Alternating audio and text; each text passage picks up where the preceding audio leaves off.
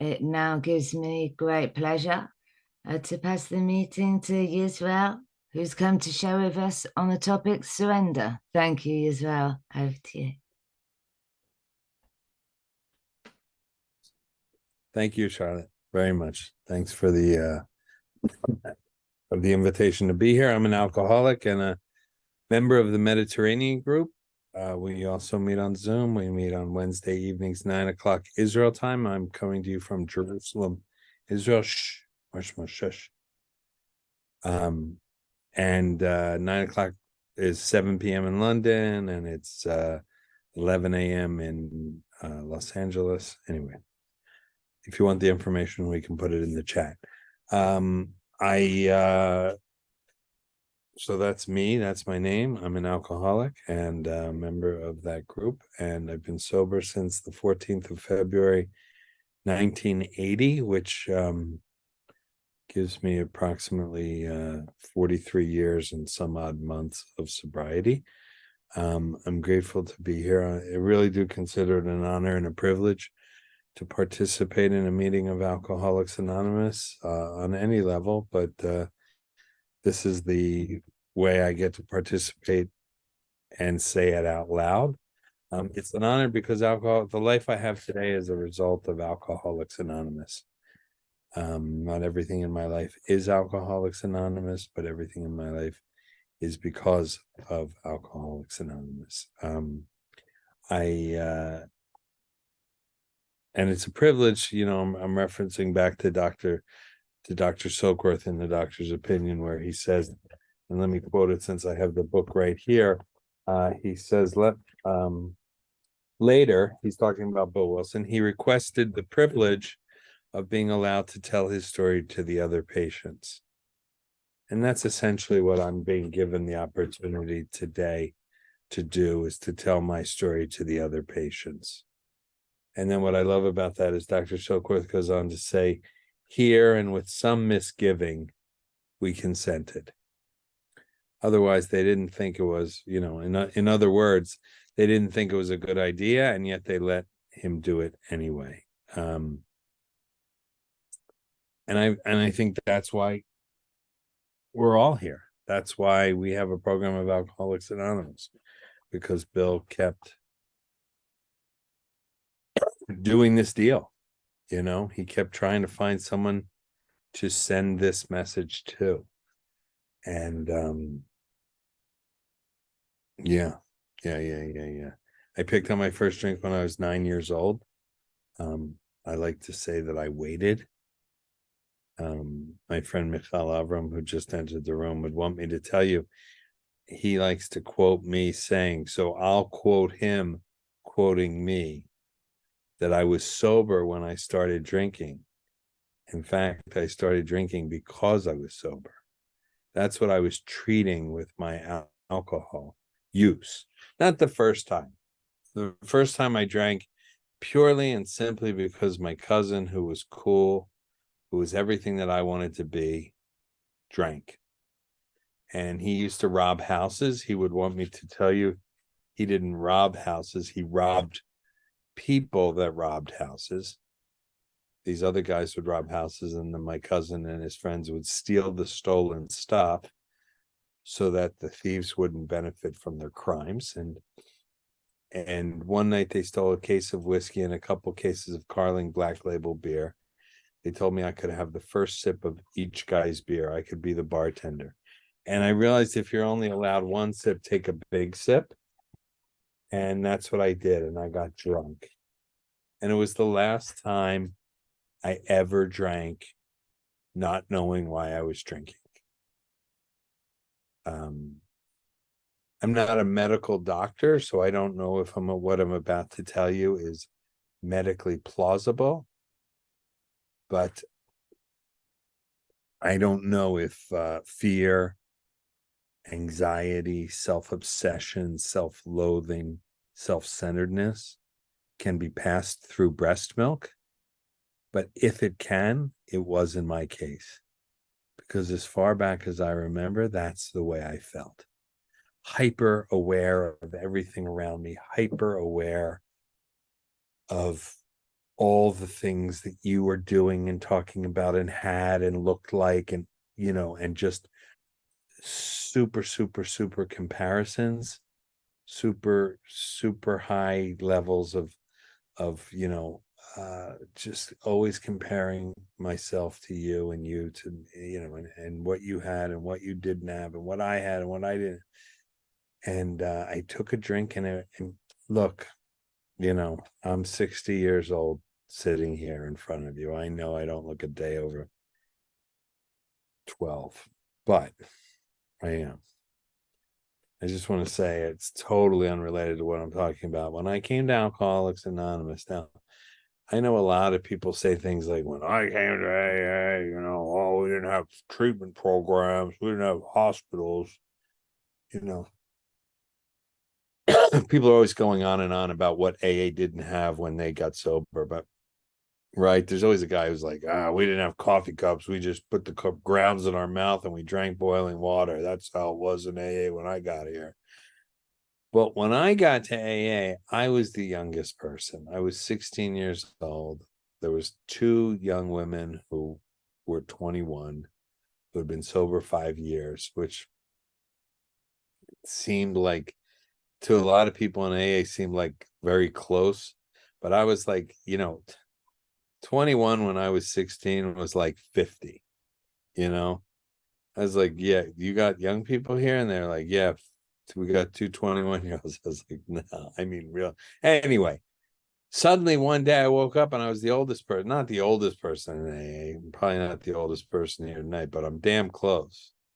And I don't know what the hell happened. It wasn't like one day I was the second youngest person, and the next day I was the third youngest person, and the next day I was the fourth. I just went from youngest to oldest. Anyway, so I drank. That's the way I drank the first time I drank, and that's the way I drank. I knew I was drinking to alleviate. I was drinking. I mean, it's so embedded in me. I can't even share without talking about it. Right. This letter that Carl Jung writes to Bill Wilson. It for me, it's the key. It's the right. Let me find it really quickly. I got it right here somewhere. Right. We know we know the following, right? Bill Wilson helped. Ebby Thatcher came to Bill and helped him get sober, and Roland Hazard went to Ebby. I'm doing it backwards, but you know what I mean. Roland got sober, and Roland was this guy that had done like a year in Switzerland with Carl Jung. You can only imagine, but he stayed sober, and it was, I don't know what they called him. Recovered, I guess they called him. Probably recovered was the word they used. People love the word recovered. I'm just teasing. I don't know what they called him, but anyway, he was. It was time to go home to America, and he got home. And he either drank on the plane or he drank relatively quickly thereafter. And anyway, in the early 1960s, Bill Wilson writes Carl Jung because he's Bill Wilson, right? And he says, I don't know if you know that you played a part in the beginning of our fellowship. You worked with Roland. Carl Jung said, oh, sure, I remember Roland. And then he says other things, which we're not going to talk about tonight, but he says his craving for alcohol. This is Carl Jung, second most famous psychiatrist in the history of the world, right? And he's describing Roland Hazard's drinking. Roland Hazard is two people back from the beginning of this program. His craving for alcohol was the equivalent on a low level of the spiritual thirst of our being for wholeness, expressed in medieval language, the union with God. Right? What I hear Dr. Jung saying there is that Roland used alcohol to have a spiritual experience, a low-level spiritual experience, but a spiritual experience nonetheless, right?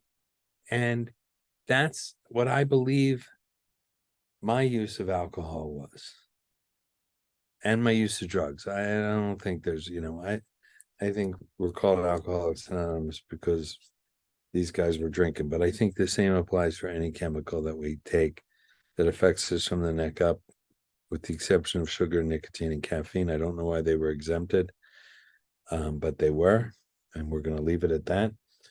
Right. But I was, and I was having a spiritual experience. My spirit was, right. I was having a psychic change when I drank. I was having a spiritual experience. I went from a person who was self-obsessed and self-loathing and self-centered and hyper self-aware, and I started drinking every single time, and I would just like, oh, I would just take a big sigh of relief. I would just stop caring so much about me, and that was, it wasn't, as Dr. Young says, it was low level, right? It wasn't highly effective, and many times we do things to fix something and then it breaks something else, right? Like we can go running to lose weight and then we lose weight, but we injure our knee, because we run too much. Now, the running worked for the weight loss, but it broke our knee, and that's the way I see my alcohol use. Like it created a spiritual experience, but it broke a lot of other things. And Dr. Young ends the same letter by saying, and this is the part that gets quoted more often than not, you see, alcohol in Latin is spiritus, and you use the same word for the highest religious experience. He means the spiritual awakening as a result of these steps. He's just not familiar with the way we have an allergy towards the word religious, right? But he's speaking about a spiritual experience as well as he says you use the same word for the highest religious experience as well as the most depraving poison. The helpful formula, therefore, is spiritus contra spiritum. Thank you. My sponsor, Clancy Emerson of blessed memory, used to say that Alcoholics Anonymous will do for us slowly what alcohol did for us quickly. Right?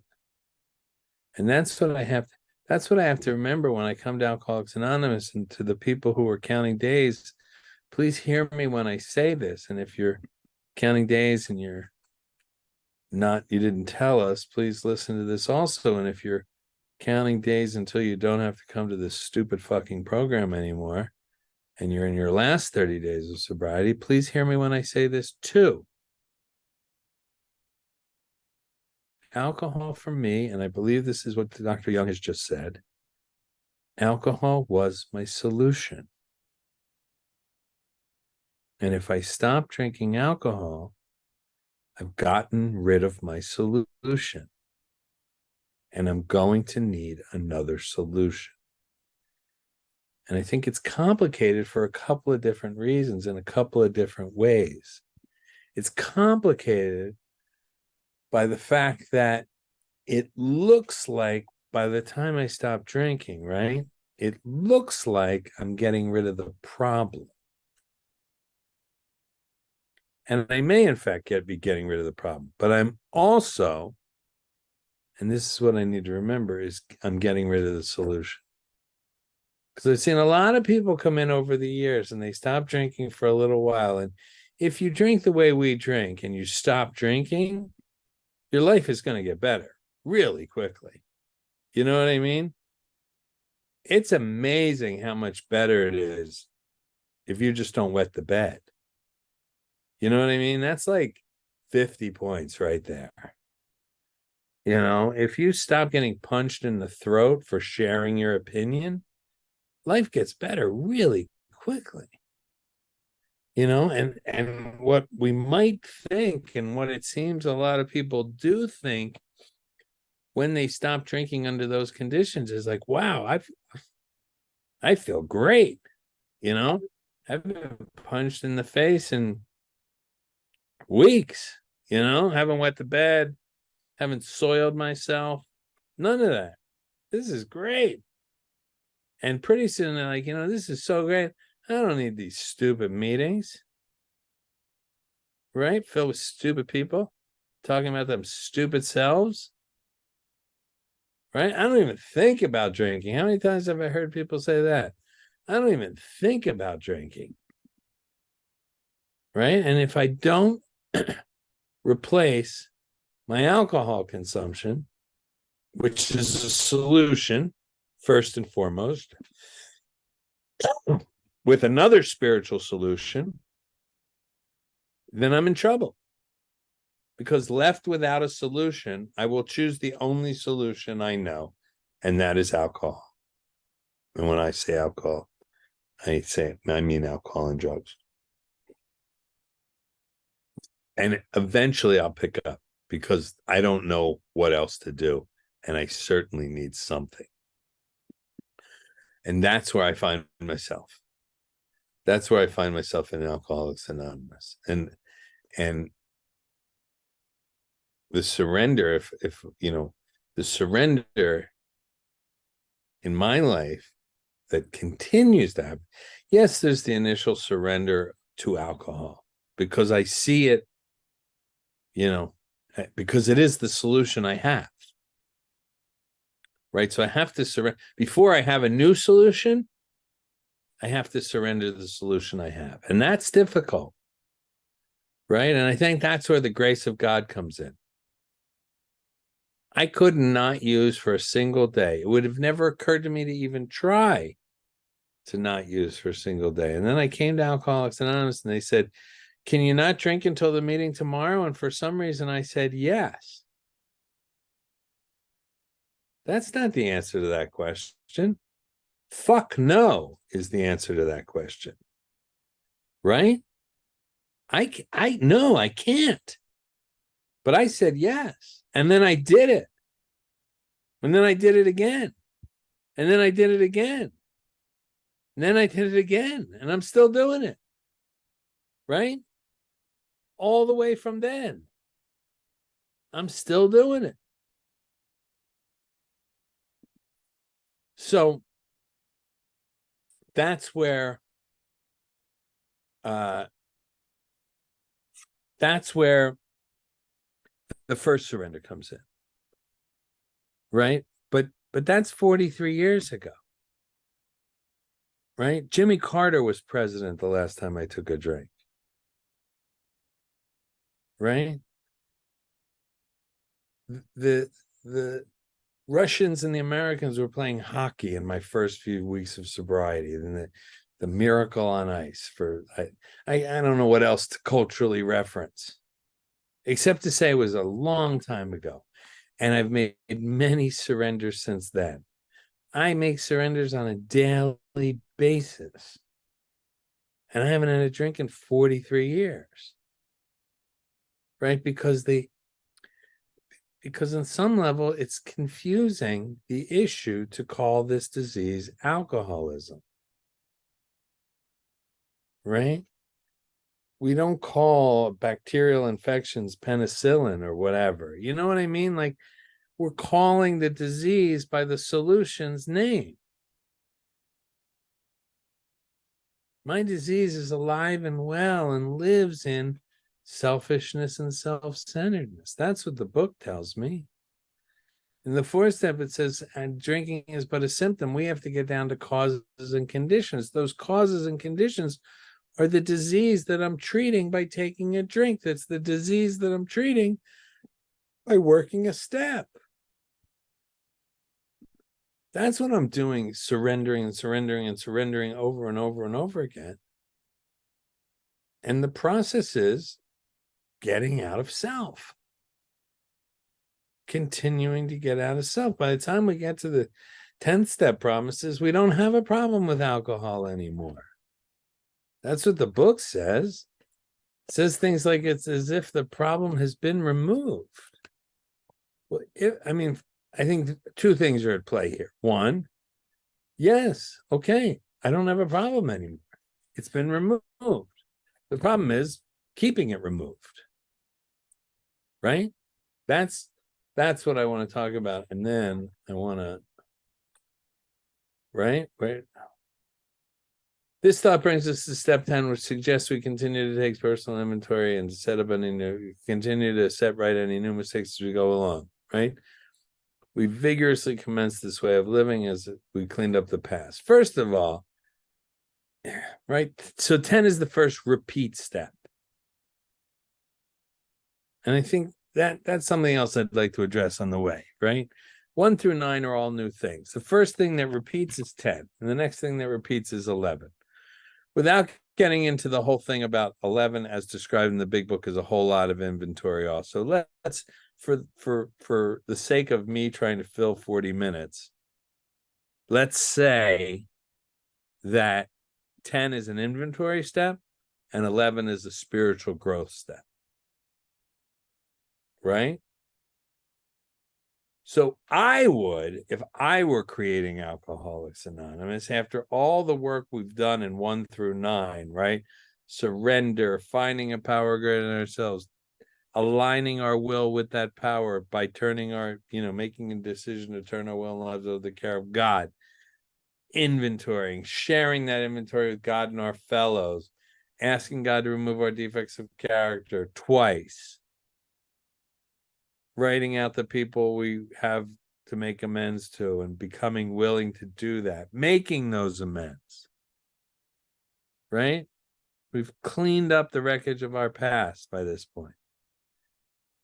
I would think that the spiritual growth step would be the next step, right? From all that work, we would sail for a while and we would grow spiritually and we'd eat better and we'd do colonics and we'd, do yoga and we'd walk a lot and, and then every once in a while we'd have another step that was an inventory step because every once in a while we'd have a resentment, but we were so spiritually fit, from all our internal and external work that God, we wouldn't have resentments very often, would we? But what's the first step that repeats? Inventory, resentments, right? 10, as I understand it, is just 4 through 9, right? Why? Because we're human beings. We're human beings and we act in human ways and we have human experiences. And that leads towards selfishness and self-centeredness and self-involvement. And it leads towards inventory, the need for inventory because we have resentments and because we have fear. And then on top of that, we continue to grow spiritually. Right? But so let me go a little further. We vigorously commence this way of living. As we cleaned up the past, we've entered the world of the spirit. Our next function is to grow in understanding and effectiveness. This is not an overnight matter. It should be continued for our lifetime. Continue to watch for selfishness, dishonesty, resentment, and fear. Yes. When these crop up, we ask God to remove them at once, right? That's 4, 5, 6, 7. We discuss them with somebody else. It's all mixed together, and we make amends quickly if we've harmed anyone, right? As I said, that's what I believe is 4 through 9. Then we resolutely turn our thoughts to how we can help someone else. That's why I'm still a member of Alcoholics Anonymous, because part of the reason I'm still a member of Alcoholics Anonymous, because there's nowhere in the world that I get the opportunity to be of service to so many other people on such a regular basis. Everywhere else I go in my life, my job, my religious community, my family and friends, they all pretend to be fine all the time. It's really hard to get them to say what's really going on and what's so difficult about life. Whereas here in AA, you can find fucked up people all the time. They're just pouring in off the streets. Now, okay, so here's the 10-step promise. We cease fighting anyone in anything, even alcohol, for by this time sanity will have returned. We will seldom be interested in alcohol. If we are tempted, we recoil from it like a hot flame. We react sanely and normally. And we find that this has happened automatically. We will see that our new attitude toward liquor has been given us without any thought or effort on our part. It just comes. That's the miracle of it. We're not fighting it. Neither are we avoiding temptation. We feel as though we've been placed in a position of neutrality, safe and protected. We've not even sworn off. Instead, the problem has been removed. It does not exist for us. We're neither cocky nor are we afraid. That is our experience. This is how we react so long as we keep in fit spiritual condition. right? So I'm not fighting alcohol. I'm not fighting picking up a drink. I'm not avoiding picking up a drink. I'm not tempted to pick up a drink. I'm often places. This Shabbat, I was at a what's called a kiddush in the morning, like a kind of morning meal. There's no other way to describe it. After synagogue, cakes and chips and food and liquor, scotch and wine and ice cream. Because who doesn't want ice cream with their scotch, right? But I don't have to work to not drink. I don't drink. Someone offers me a drink, I choose not to drink. I say no, thank you. I don't have to drink because someone offered me a drink and I don't have choice over alcohol. Of course, I have choice over alcohol, so long as I remain in fit spiritual condition. The question is, how do I do that? And how do I know I am that? And at least initially, that's more of a gray area. Right? The book continues. It's easy to let up on the spiritual program of action and rest on our laurels. That's for sure. My sobriety has been a peaks and valleys of working really hard spiritually and then just coasting on, alternative behaviors that are not so good for me. Or just coasting on wheatgrass juice. It doesn't have to be negative. It's not like I flip into a new addiction every time I stop working the steps. I mean, sometimes I just go off and do something that's perfectly healthy, but doesn't keep me focused on my spiritual recovery. Right? And that's what it says. It's easy to let up on the spiritual program of action and rest on our laurels. We're headed for trouble if we do, for alcohol is a subtle foe. We are not cured of alcoholism. That's why I don't participate in the recovered discussion. Because who fucking cares if I'm recovering or recovered? Who cares? As far as I can tell, and please show it to me if I'm wrong, the book says that we have recovered from a seemingly hopeless state of mind and body. Big deal. I recovered from that in my second meeting. I went into my first meeting not knowing I was alcoholic. I came out of my second meeting knowing I was alcoholic and knowing there was a recovery program for that alcoholism. First of all, it's only a seemingly hopeless. No one is actually hopeless. It's only we think we're hopeless, which who cares what we think? We're wrong about everything else. I don't know why that should suddenly matter. Right? We're only seemingly hopeless of mind and body. And then by my second meeting, which again, I don't want to be one of those stupid speakers that's always harping on how much time they have, but we're talking about early February 1980. That was a long time ago that I recovered from alcoholism. I didn't recover from alcoholism. I recovered from a seemingly hopeless state of mind and body. I think the most important thing to remember is this line: we are not cured of alcoholism. What we really have is a daily reprieve contingent on the maintenance of our spiritual condition. Not contingent on our spiritual condition, as it seemed to say in the last line of the previous paragraph, when it said, that is how we react as long as we're in fit spiritual condition. Yes, as long as we're in fit spiritual condition, we react towards alcohol like a teetotaler, like a priss that never took a drink. That's how we act towards alcohol if we're in fit spiritual condition.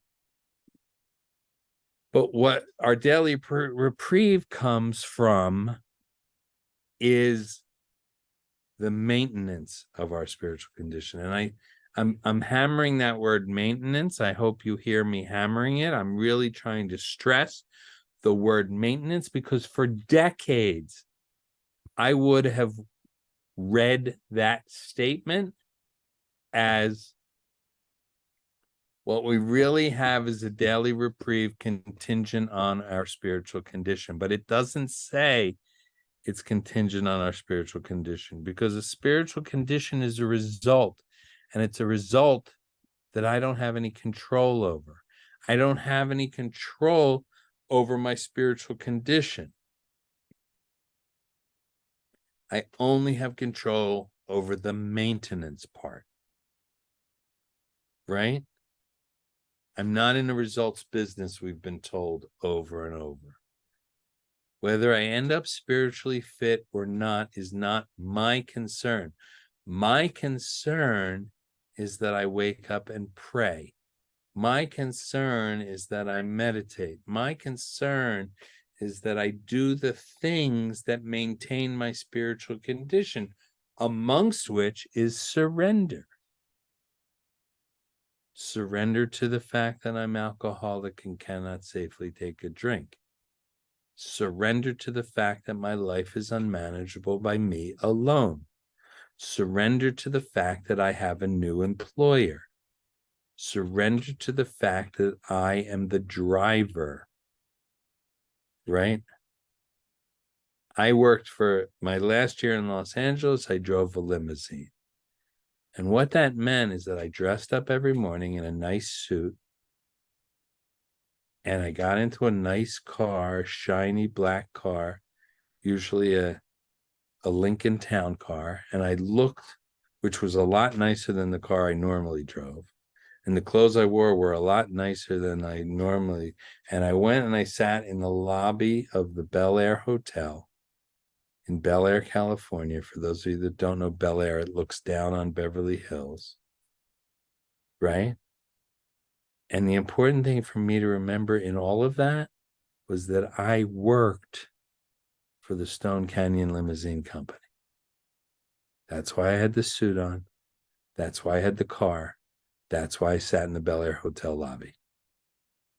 Because I had a new employer, right? And the same is true of my life today.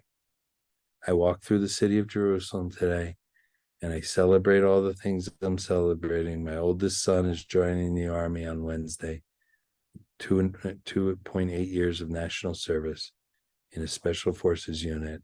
And it's a scary as hell thing, but it's a great honor. And everyone wants to say congratulations to him.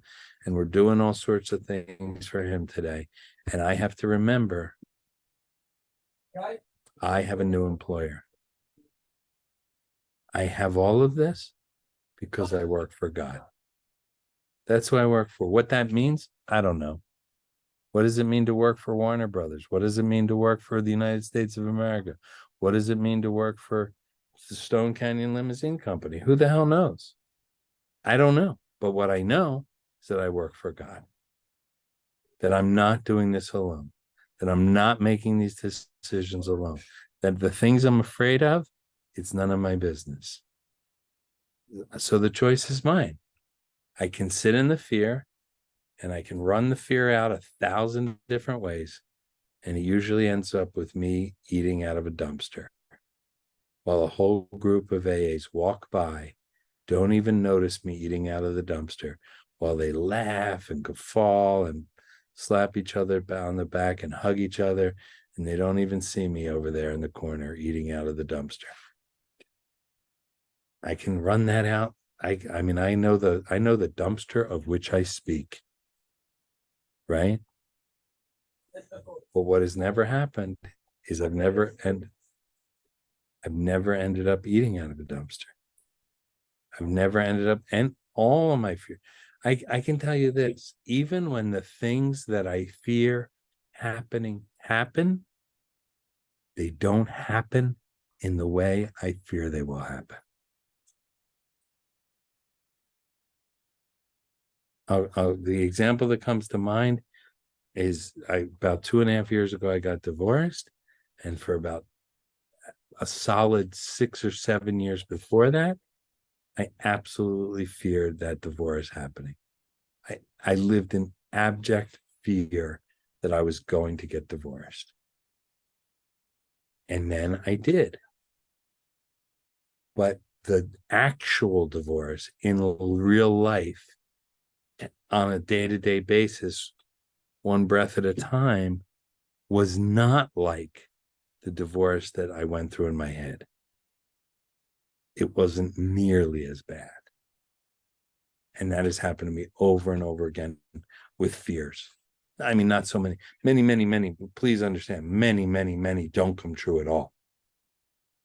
But the ones that do come true don't come true in the way I think they're going to come true. Shh. Marshmallow, stop. Stop.